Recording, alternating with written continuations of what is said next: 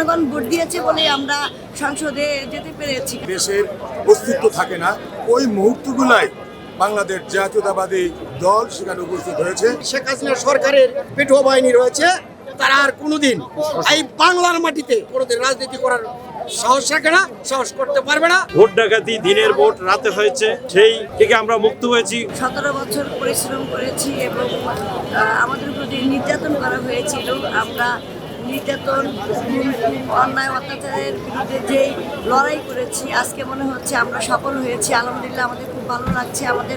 আমার 26 বছর রাজনৈতিক জীবনে এই প্রথম আমরা মাদারীপুর 2 আসন থেকে সংসদ সদস্য পেলাম বিএনপির পক্ষ থেকে জনাব জাহাঙ্গীর আলী জাহান, এবং মাদারীপুর 3 আসন জনাব আনিসুর রহমান খোকন তালুকদার। তাদের সাথে আমার এখানে আসা এবং আমরা বাংলাদেশের সকল স্তরের জনগণকে আমাদের অন্তঃস্থল থেকে কৃতজ্ঞতা প্রকাশ করছি। তারা আমাদের দলকে এত ভালোবেসেছে, এটা সাধারণ জনগণ ভোট দিয়েছে বলেই আমরা সংসদে যেতে পেরেছি। কারণ আমরা রাজনীতি করি একটা অংশ, আর বাকি তো সবাই ভোটার। তাই সবার কাছে আমি আমার মহিলা দলের পক্ষ থেকে সবাইকে অভিনন্দন জানাই এবং সবার কাছে কৃতজ্ঞতা প্রকাশ করছি। এবং আমাদের এই উচ্ছ্বাস এবং আনন্দ ভাষায় প্রকাশ করার মতো নয়। বাংলাদেশে যতবার সংকটময় পরিস্থিতি এসেছে, বাংলাদেশ জাতীয়তাবাদী দল বিএনপি তারা ওই সময়গুলোয় ওভারটেক করেছেন। 75-এর পরের পরিবেশ, জিয়াউর রহমান থেকে শুরু করে 91-এর আন্দোলন থেকে শুরু করে আমরা প্রত্যেকটা আন্দোলনে দেখেছি যখন বাংলাদেশের ইতিহাসে এমন পরিবেশ পরিস্থিতি সৃষ্টি হয়েছে যে দেশের অস্তিত্ব থাকে না, ওই মুহূর্তগুলাই বাংলাদেশ জাতীয়তাবাদী দল সেখানে উপস্থিত হয়েছে এবং দায়িত্ব তাদের তুলে নিয়েছে। প্রিয় ভাইয়েরা, প্রিয় দেশবাসী, বর্তমান বাংলাদেশে একটা সাম্যের বাংলাদেশ হবে, ন্যায়ের বাংলাদেশ হবে, ইনসাফের বাংলাদেশ হবে, সুষ্ঠু সমৃদ্ধির বাংলাদেশ হবে।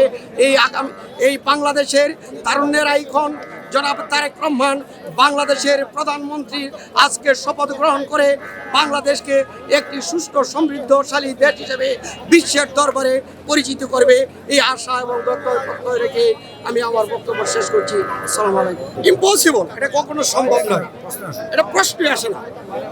এই স্বৈরাচারী সরকার, খুনি সরকারের, এই শেখ হাসিনা সরকারের যে পেটোয়া বাহিনী রয়েছে, তারা আর কোনোদিন এই বাংলার মাটিতে তারা কোনোদিন রাজনীতি করার সাহস রাখে না, সাহস করতে পারবে না ইনশাআল্লাহ। বিগত 17 বছরে যেই ভোট ডাকাতি দিনের ভোট রাতে হয়েছে, রাতে হয়েছে, সেই থেকে আমরা মুক্ত হয়েছি। গত 24শে জুলাই গণঅভ্যুত্থানে বিএনপি সহ ছাত্র জনতার আন্দোলনের মাধ্যমে এই ফ্যাসিস্ট সরকার পালিয়ে যেতে বাধ্য হয়েছে।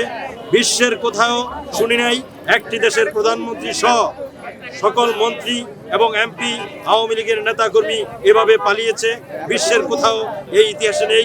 তাই আজকে এই দিনে আমি শহীদ রাষ্ট্রপতি, মুক্তিযুদ্ধের মহান নায়ক শহীদ রাষ্ট্রপতি জিয়াউর রহমান এবং তিন মেয়ার প্রধানমন্ত্রী, বাংলাদেশের প্রথম মহিলা প্রধানমন্ত্রী দেশনেত্রী বেগম খালেদা জিয়াকে আজকে আমি স্মরণ করছি।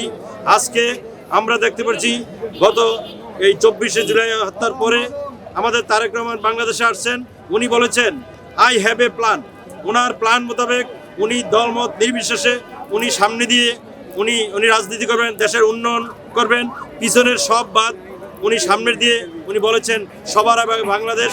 তাই আমি আশা করব ওনার দিক নির্দেশনা আমাদের মতলবের আলহাজ ডক্টর জালালউদ্দিন সাহেব গজারিয়া মুন্সিগঞ্জ থেকে মতলব সেতু সহ মতলবের বিভিন্ন উন্নয়নমূলক কাজে উনি অংশগ্রহণ করবেন, উনি কাজ করবেন, এই বলে আমি আমার প্রত্যাশা।